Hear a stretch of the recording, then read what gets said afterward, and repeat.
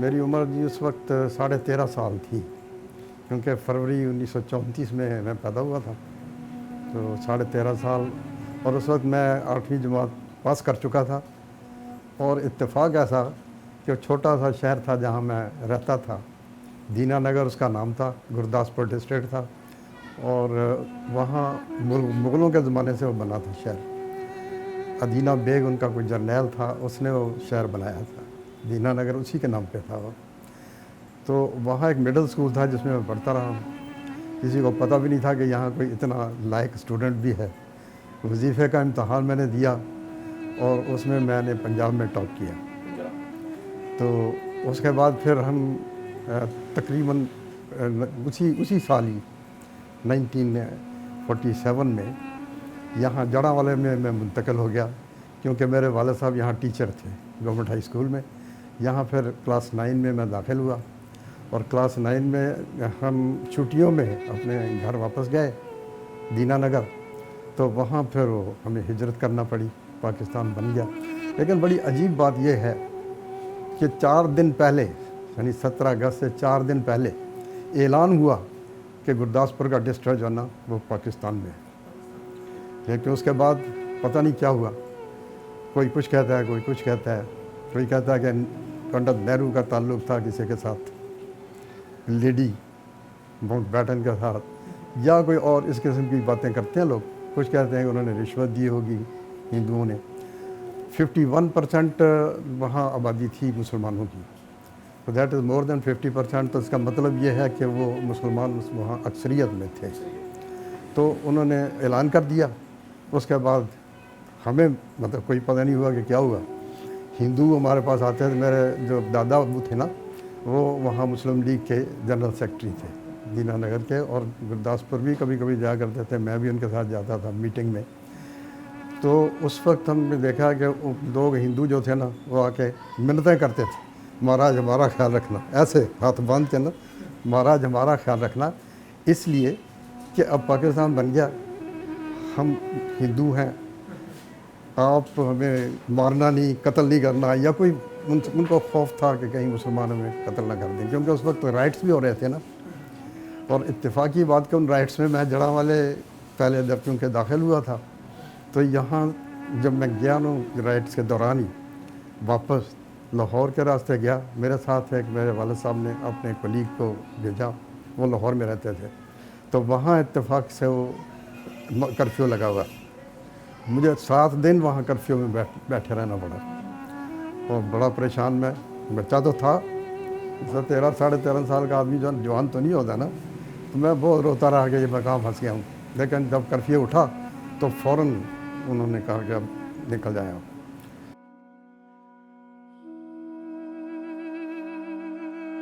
جس وقت ہم نکلے نا اپنے گھر سے، میں نے بتایا نا کہ وہ گاؤں میں چلے گئے. گاؤں سے جب نکلے تو رات کو نکلے ہم، بہرام پور کی طرف جا رہے تھے. اور میرا خیال وہاں سے بہرام پور کوئی 2 یا 3 کلومیٹر کے فاصلے پر تھا. راستے میں فیلڈز میں سے گزرے ہم، کوئی راستہ تو تھا نہیں. تو فیلڈز میں اس وقت چاول جو تھے نا ان کے اندر پانی بھی بہت کھڑا تھا. چاول ایک ایسا پودا ہے جس میں پانی ضروری ہوتا ہے. تو اس میں سے جب ہم گزرتے تھے تو ہم تو اپنے قصبے میں رہتے تھے، ہمیں پتہ نہیں تھا دیہات کے ماحول کا. تو وہ جناب ہم بار بار گرے، اس میں پانی کے اندر گرے. گرتے گرتے ہم بہرام پور کی مسجد میں جا کے ٹھہرے. ہمارے جو ساتھی تھے، اب گھر والے باقی، اور جو ہمارے محلے میں باقی لوگ آئے ہوئے تھے ہمارے پاس پناہ لینے کے لیے، وہ ایک دوسرے راستے سے گئے. وہ ایک اور گاؤں تھا وہاں. تو اس گاؤں میں انہوں نے جا کے رات گزاری. وہاں سے وہ بھی بہرام پور کی طرف آئے، کیونکہ بہرام پور سے آگے ایک سڑک بنتی ہے، کچی سڑک تھی جہاں سے ہم آئے تھے. تو وہاں وہ جب آئے تو وہ بھی مسجد میں آ گئے. اچھا، ایک بات عجیب کہ جس وقت ہم وہاں سے نکلے تھے اس وقت جوتا تو ایک ہی تھا ہر ایک کا. تو ہمارا جوتا بھی کہیں غائب ہو گیا. پھر ہم ننگے، میں کم از کم ننگے پاؤں. اور میرے بھائی جو تھے وہ ہی از اے ریٹائرڈ چیئرمین PTC، چودھری مسعود احمد، وہ بھی ہمارے ساتھ. اور اس وقت وہ ان کی عمر 11 سال کے قریب تھی.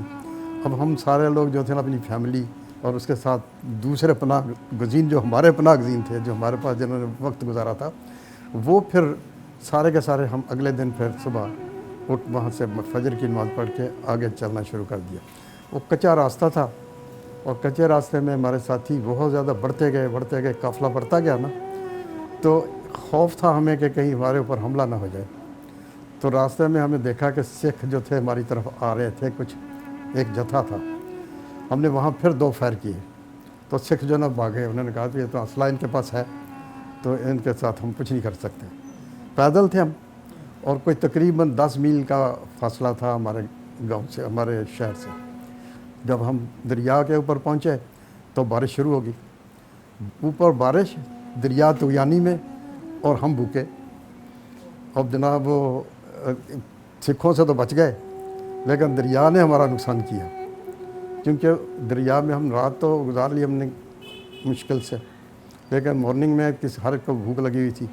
ایک آدمی نے نا ایک بیل گاڑی کے اوپر وہ کچھ لا رہا تھا، تو اس کے اوپر، اس کو بڑیاں کہتے ہیں، بڑیاں وہ میٹھی سی ہوتی ہیں تھوڑی سی، اور کچھ تھوڑا سا نمکین ہوتی ہے، اس کا سالن بھی بناتے ہیں لوگ، تو بڑیاں ہی لوگوں نے کھانی شروع کر دیں اس سے لے کے نا، تو کھانا شروع کر دیا، اور کوئی چیز مل ہی نہیں سکتی۔ دریا کا کنارہ تھا، بارش ہو رہی تھی اوپر سے، اور دریا بھی طغیانی میں۔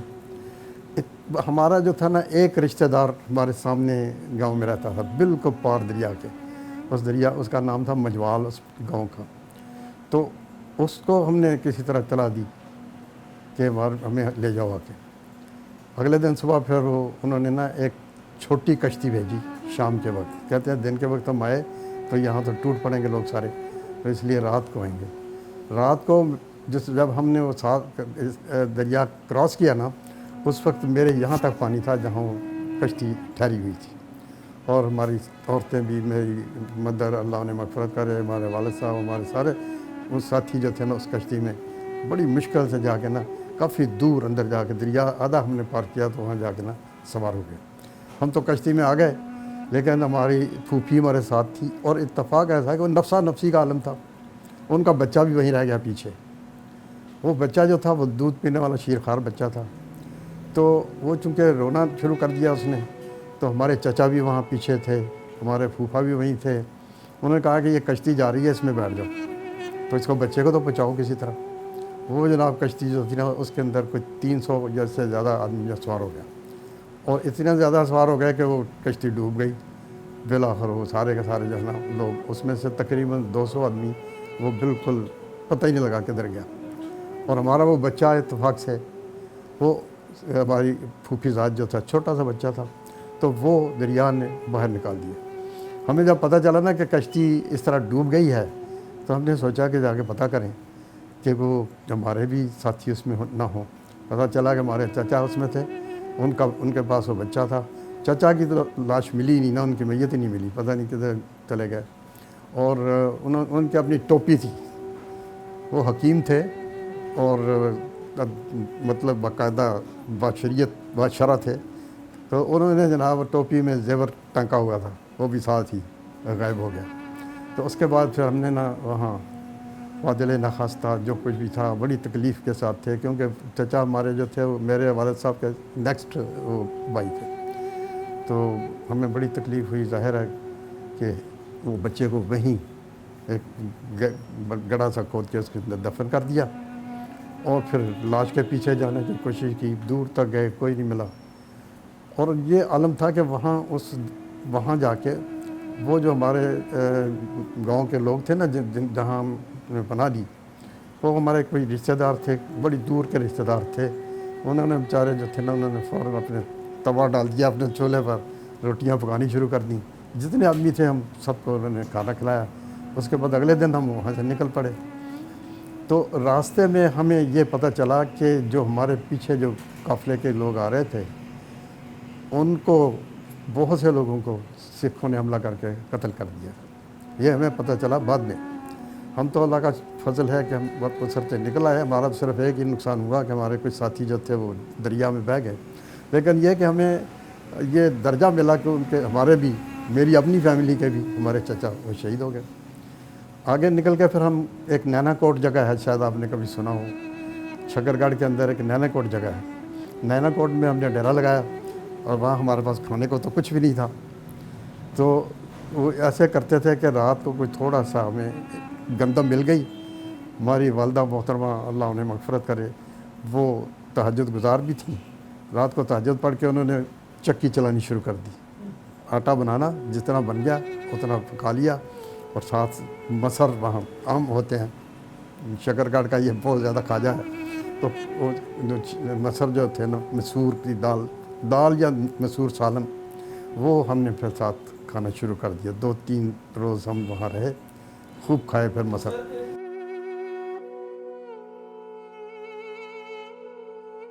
ہمیں یہ بھی یاد ہے کہ وہاں ایک اسکول ہوتا تھا جس کو آریہ اسکول کہتے تھے.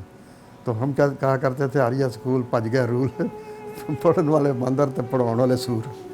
یہ ہم تو گورنمنٹ اسکول میں تھے نا.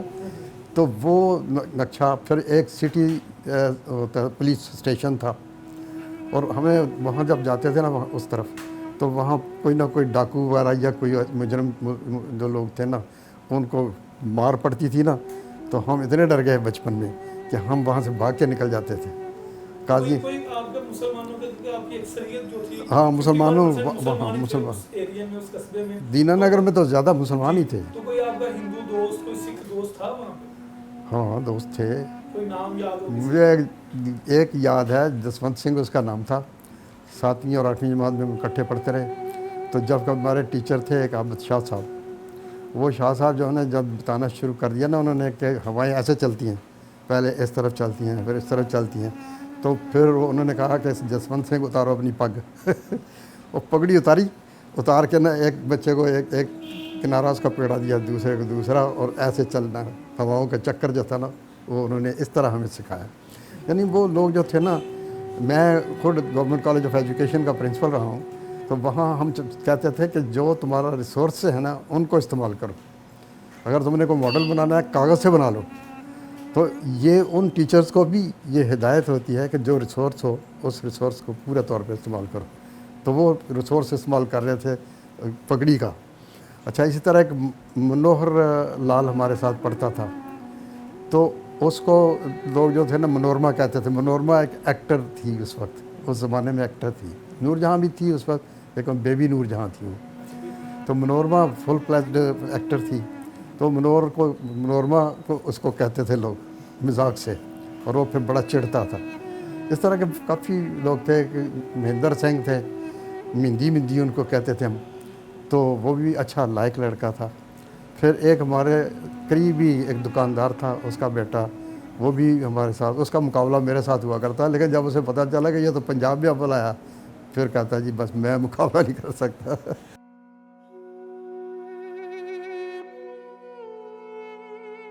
آزادی جب ہے اس میں بہت سی قربانیاں دی ہم نے. اور جو گہرے علاقے تھے نا دور دلی کے قریب، وہاں سے تو بہت قتل عام ہوا. ہمارے اپنے جو ماموں وغیرہ بتاتے ہیں کہ وہ دوسرے راستے سے آئے تھے. ہم تو سیدھے آ گئے نا، یہ 10 کلومیٹر وہ اوپر سے آئے تھے. جہاں آج کل کرتارپور وغیرہ ہے نا، یہاں ایک پل تھا گرو، اس کا گوبند کس طرح کا نام تھا. تو وہاں وہ جو تھا نا وہ پل، وہ وہاں سے کراس کر کے آئے تھے. تو انہوں نے بتایا کہ کئی عورتوں کو، لڑکیوں، نوجوان لڑکیوں کو سکھوں نے پکڑنے کی کوشش کی. انہوں نے دریا میں چھلانگ لگا دی اور بیچاری وہیں ختم ہو گئی.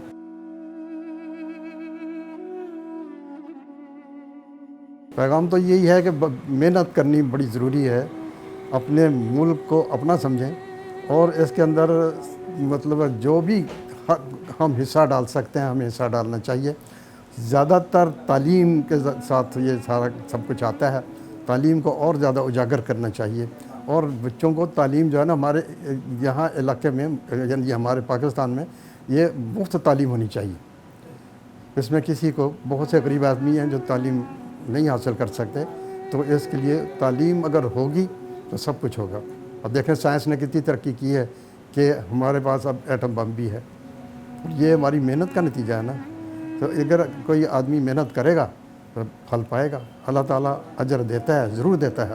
ہر آدمی کو جو محنت کرتا ہے اس کو اجر ملتا ہے. اور ہماری جو دنیا جو ہے نا، یہ تو ایک دارالامتحان ہے. جس طرح امتحان میں نتیجہ نکلتا ہے، قیامت کے دن نتیجہ نکلے گا.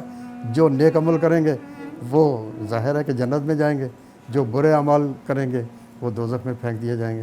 ہم تو اتفاق سے حضرت محمد صلی اللہ علیہ وسلم جو آخری پیغمبر ہیں اللہ کے، ان کی امت ہیں، اس لیے ہمیں تو یہ خاص شرف حاصل ہے کہ ہم مطلب ہے سارے کے سارے ایمان لے آئیں۔